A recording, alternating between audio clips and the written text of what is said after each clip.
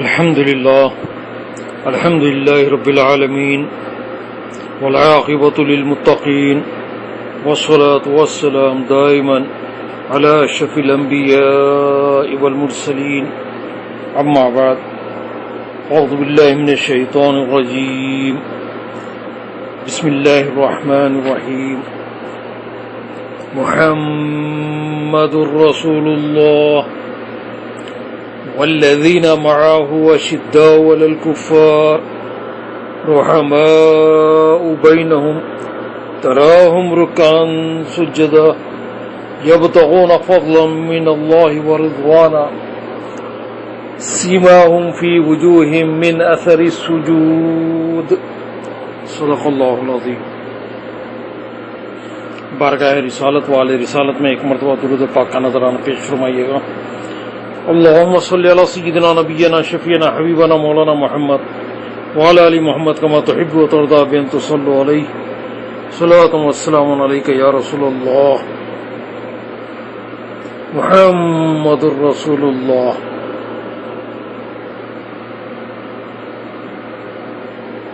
محمد صلی اللہ علیہ وسلم اللہ کے رسول ہیں.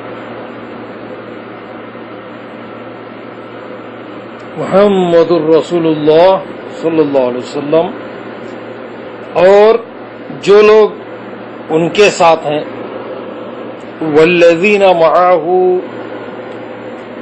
جو آپ کے ساتھ ہیں یعنی صحابہ کرام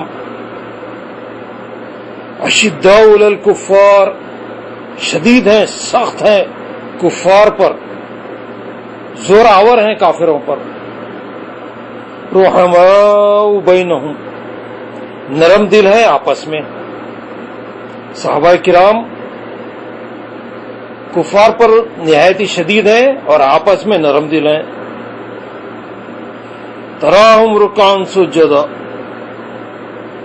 تو دیکھیں ان کو رکوع میں اور سجدے میں. یبتغون فضلا من اللہ ورضوانا تلاش کرتے ہوئے اللہ کا فضل اور اس کی خوشی. سیماہم فی وجوہہم من اثر السجود ان کی نشانی کیا ہے؟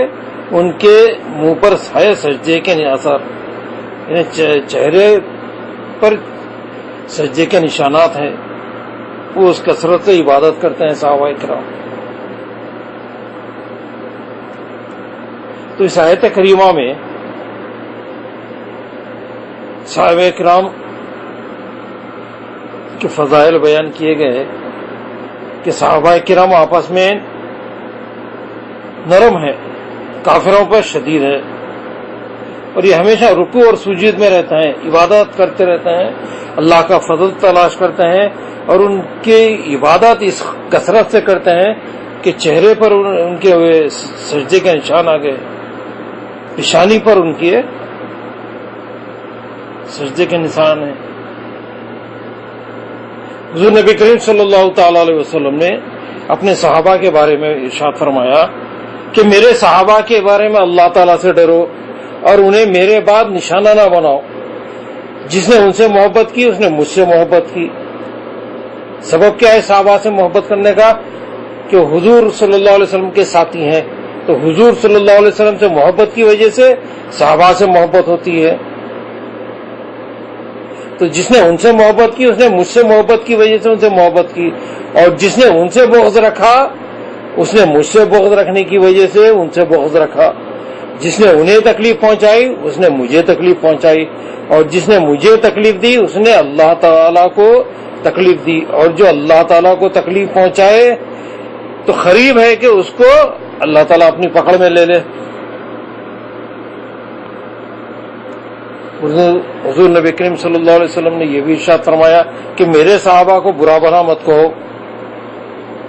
تمہیں کا کوئی بہت پہاڑ کے برابر سونا خرچ کرے تو ان کے ایک مد اور آدھے مد کی مقدار کے برابر ثواب کو نہیں پہنچ سکے گا. یہ صحابہ کرام کی فضیلت ہے.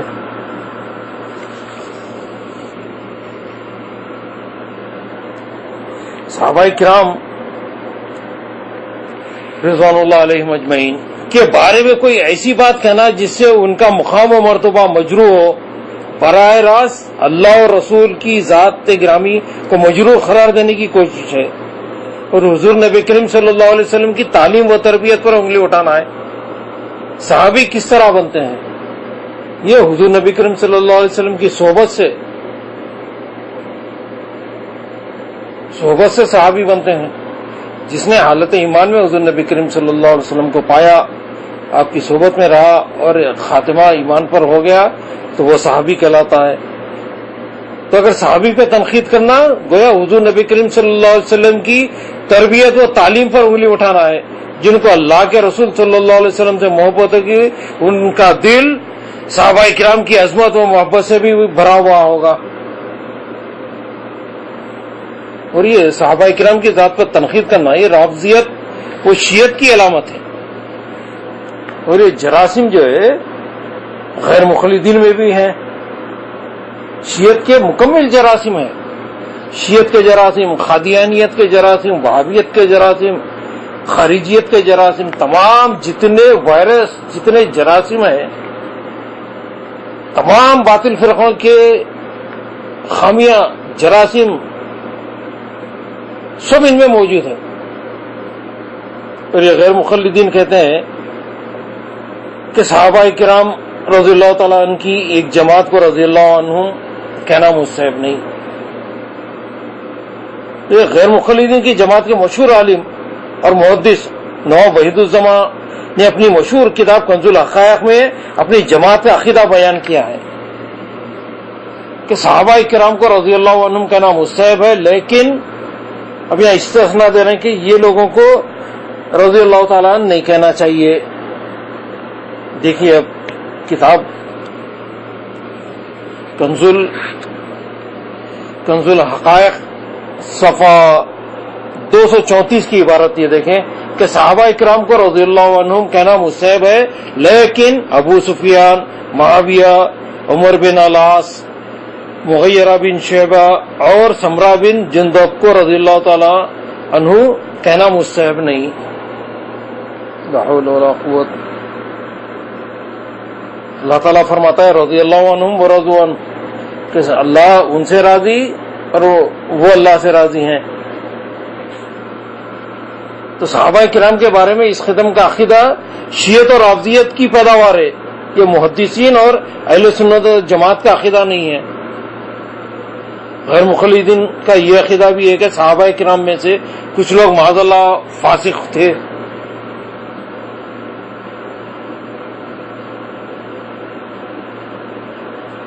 کہ نزل الابرار کی عبارت دیکھیے. نزل الابرار میں لکھا جا رہا ہے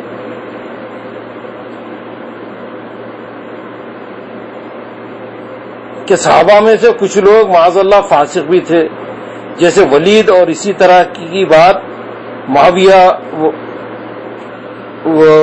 عمر بن عاص، مغیرہ اور سمرہ کے بارے میں بھی کہی جائے گی. یہ نزل الابرار کی عبارت ہے. تو معاذ اللہ صحابہ کرام کو فاسق کہہ رہے ہیں.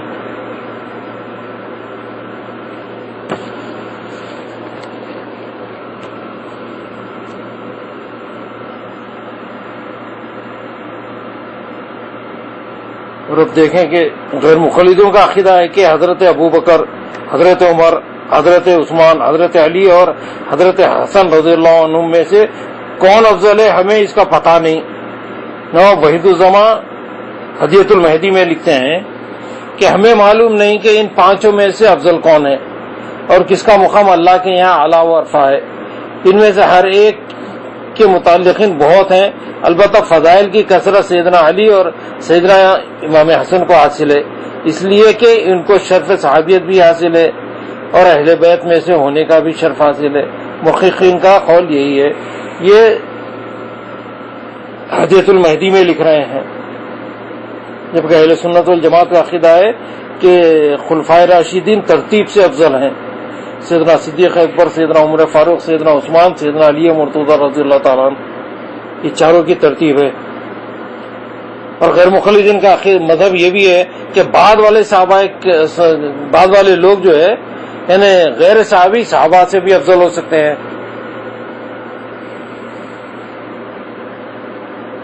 عہد صحابہ کے بعد بہت سے لوگ ایسے ہوئے بھی ہیں جو صحابہ سے افضل تھے. وحید الزمان لکھتے ہیں کہ حضور صلی اللہ علیہ وسلم کا یہ ارشاد کہ خیر القرون قرنی ثم الذین یلونہم سے یہ لازم نہیں آتا کہ بعد میں آنے والے لوگ پہلے لوگوں سے افضل نہ ہو، اس لیے کہ بہت سے اس امت کے متاخرین علماء علم و معرفت اور سنت کی نشر و اشاعت میں عوام صحابہ سے افضل تھے، اور یہ وہ بات ہے جس کا کوئی عاقل انکار نہیں کر سکتا. تو غیر صحابہ کو یہ صحابہ پر فضیلت دے رہے ہیں کہ یہ صحابہ سے بھی فضیلت والے ہو گئے ہیں. ہمیں اب تک کسی غیر مخلد عالم کے بارے میں معلوم نہیں کہ اس نے وحید الزمان کی اس بات کا انکار کیا ہو.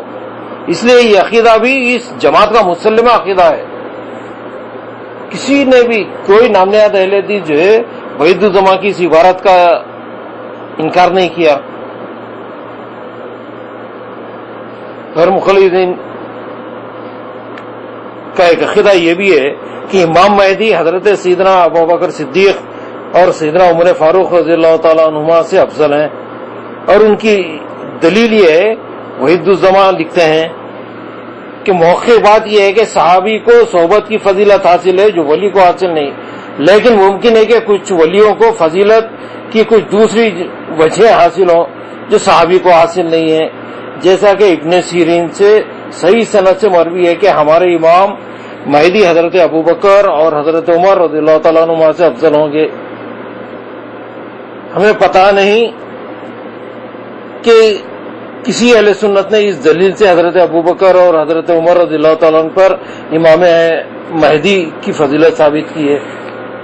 تو یہ اہل حدیث کا عقیدہ ہے، جبکہ سیدنا صدیق اکبر رضی اللہ تعالیٰ عنہ بعد الانبیاء بھی تحقیق ہے. ایمان والوں میں انبیاء کے بعد جو درجہ ہے بعد الانبیاء، وہ سیدنا صدیق اکبر رضی اللہ تعالیٰ عنہ کا درجہ ہے.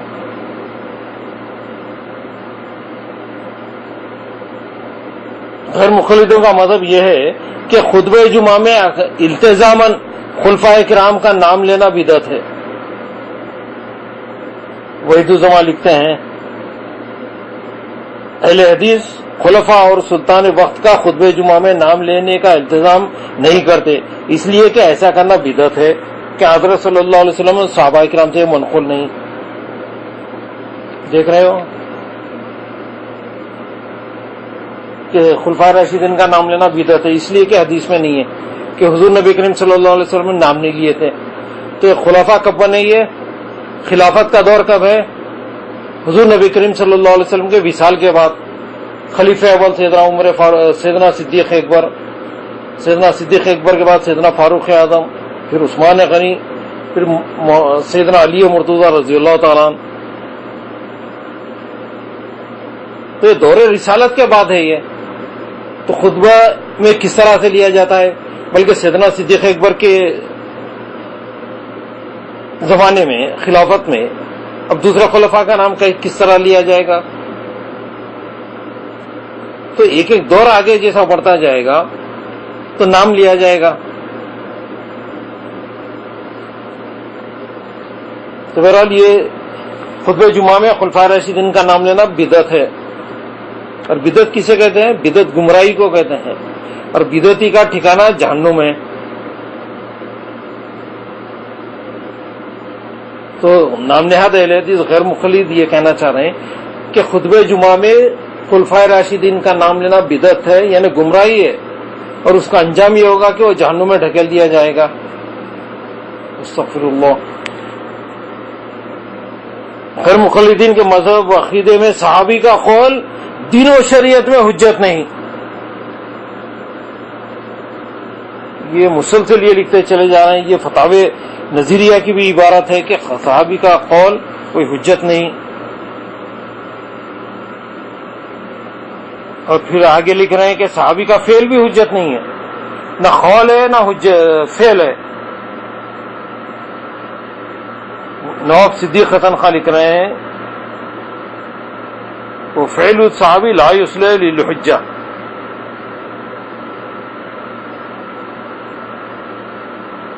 کتاب کا نام ہے التاج المکلل. اس میں نواب صدیق حسن خان لکھ رہے ہیں صفحہ 292 کی عبارت ہے. صحابی کا فعل اس لائق نہیں ہوتا کہ وہ دلیل شرعی بنے. حضور نبی کریم صلی اللہ علیہ وسلم ارشاد فرماتے ہیں علیکم سنتی و سنت الخلفاء الراشدین، تم پر میری سنت لازم ہے، میرے خلفاء راشدین کی سنت لازم ہے. علیکم سنتی و سنتی صحابہ، تم پر میری سنت اور میرے صحابہ کی سنت لازم ہے. تو حضور نبی کریم صلی اللہ علیہ وسلم نے تمام صحابہ کرام کو معیار حق بنایا ہے، ان کے قول کو حجت بنایا، ان کے فعل کو حجت قرار دیا ہے. اصحابکم نجوم بیئہم اقتدیتم اہتدیتم فرمایا گیا کہ میرے صحابہ تاروں کے مانند ہیں، تم جس کسی کی بھی اقتداء کرو گے ہدایت پاؤ گے. تو صحابہ ہدایت سے متصف ہیں، ہادی ہیں، تمام صحابہ کرام ہادی ہیں. غیر مقلدین کے مذہب میں جس طرح صحابہ کرام کا قول و فعل اور ان کی رائے حجت نہیں ہے، اسی طرح صحابہ کرام کا فہم بھی حجت نہیں ہے.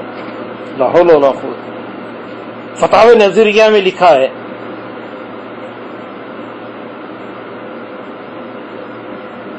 فتاوی نظریہ صفحہ 622 کی عبارت ہے کہ صحابہ کرام کا فہم بھی حجت نہیں ہے.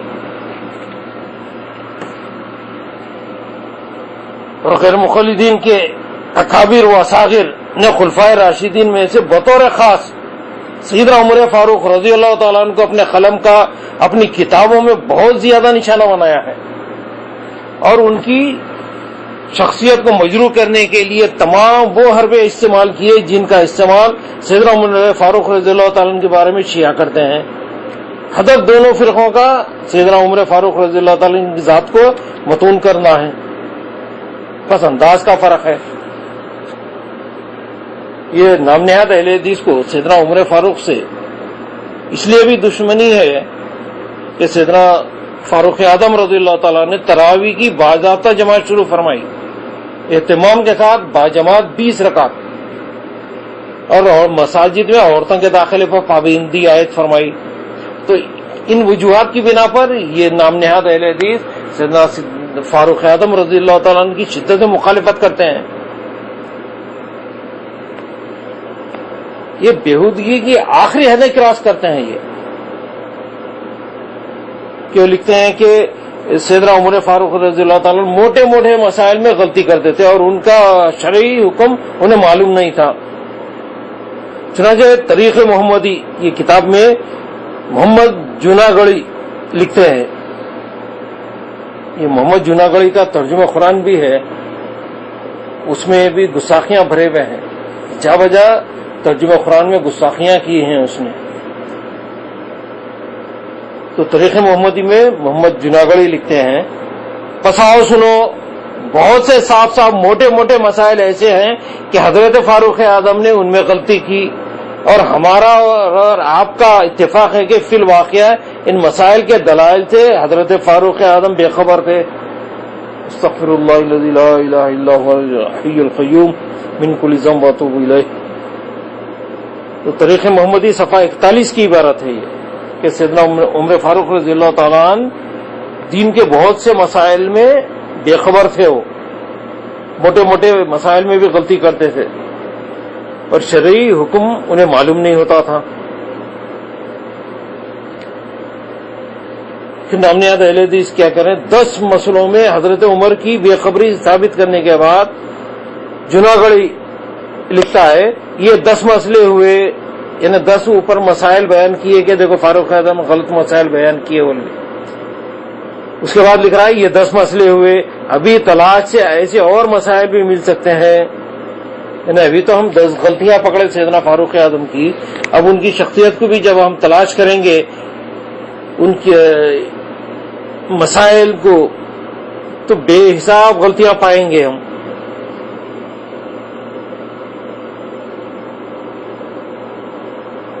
تو یہ 10 مسئلے ہوئے ابھی تلاش سے، ایسے اور بھی مسائل مل سکتے ہیں. ان موٹے موٹے مسائل میں جو روز مرہ کے ہیں دلائل شرعیہ آپ سے مخفی رہے. استغفر اللہ.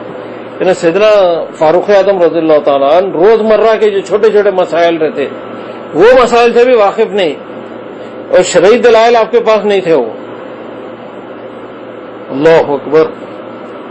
یعنی نام نہاد اہل حدیث غیر مخلدین میں ایسے بھی دمخم والے لوگ موجود ہیں جو سیدنا فاروق اعظم رضی اللہ تعالیٰ عنہ کی بھی دینی و شرعی مسائل میں غلطیاں پکڑتے ہیں کہ کن مسائل میں سیدنا فاروق اعظم رضی اللہ تعالیٰ عنہ غلطی کی ہے وہ تمام پہ نظر رکھے ہوئے ہیں یہ. اور اتنے دمخم کے لوگ ہیں ان کے پاس. غیر مخلدین کا یہ بھی کہنا ہے کہ خلفائے راشدین اپنی ذاتی مصلحت بینی کی بنیاد پر احکام شرعیہ اور کتاب و سنت کے خلاف احکام صادر کیا کرتے تھے، اور خلفائے راشدین کے ان احکام کو امت نے اجتماعی طریقے پر رد کر دیا تھا. لا حول ولا قوت الا باللہ.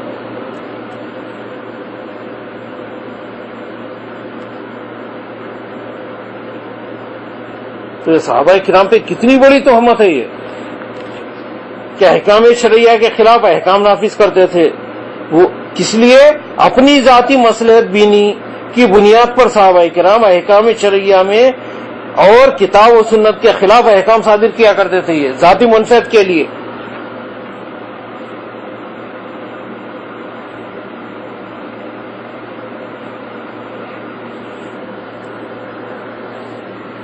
اور دیکھیے کہ غیر مخلدین یہ بھی کہتے ہیں کہ حضرت فاروق اعظم رضی اللہ تعالیٰ عنہ اور حضرت عبداللہ بن مسعود رضی اللہ تعالیٰ عنہ دینی و شرعی معاملات میں نصوص شرعیہ کے خلاف موقف اختیار کرتے تھے، یعنی خلاف شرع حکم دیا کرتے تھے. استغفر اللہ.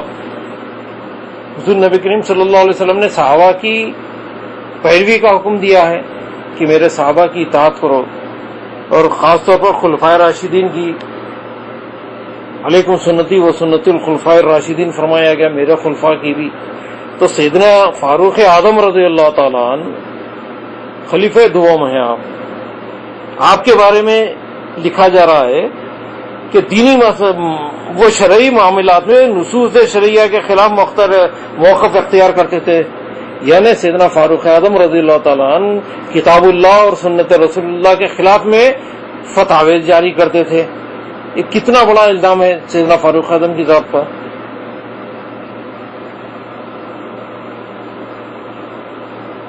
اور آگے چل کے لکھتے ہیں کہ سیدنا عمر فاروق اور حضرت عبداللہ بن مسعود رضی اللہ تعالیٰ عنہ کو قرآن کی آیات اور احادیث سمجھ میں نہیں آتی تھی.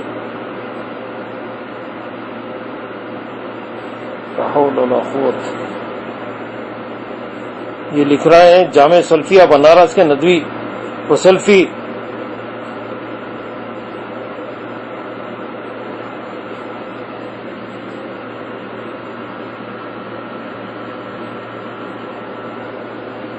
جامع سلفیہ کا یہ موقف سیدنا فاروق اعظم رضی اللہ تعالیٰ عنہ کے خلاف اپنے دل میں سخت کینہ پالے ہوئے ہے.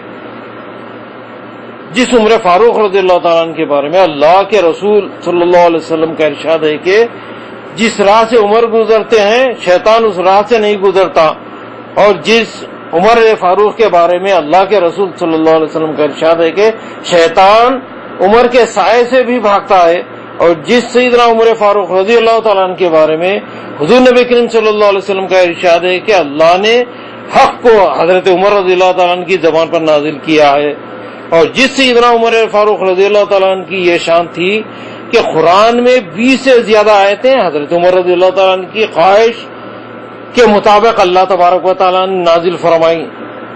جس فاروق اعظم رضی اللہ تعالیٰ عنہ کے اسلام میں داخل ہونے سے اسلام کو بے پناہ طاقت حاصل ہوئی، اور جس سیدنا فاروق اعظم رضی اللہ تعالیٰ عنہ کو وفات کے بعد اللہ کے رسول کے پہلو میں سونے کی جگہ ملی، اور جس فاروق اعظم رضی اللہ تعالیٰ عنہ یعنی حق و باطل میں فرق کرنے والے کا لقب دربار نبوت سے ملا انہیں عمر کے بارے میں غیر مخلدین انہی سیدنا فاروق اعظم رضی اللہ تعالیٰ عنہ کے بارے میں نام نہاد اہل حدیث غیر مخلدین شیعوں کے ہم زبان ہو کر یہ پروپیگنڈا کر رہے ہیں کہ عمر فاروق رضی اللہ تعالیٰ عنہ نے اللہ کی شریعت کو بدل ڈالا تھا.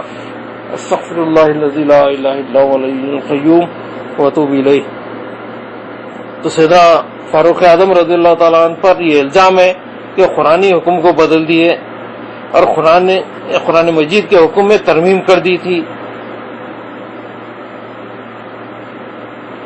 اللہ تبارک و تعالی ان بدعقیدہ عناصر سے ہمیں محفوظ رکھے. وآخر دعوانا الحمد للہ رب العالمین. سبحان ربک رب العزت عما یصفون وسلام علی المرسلین والحمد للہ رب العالمین.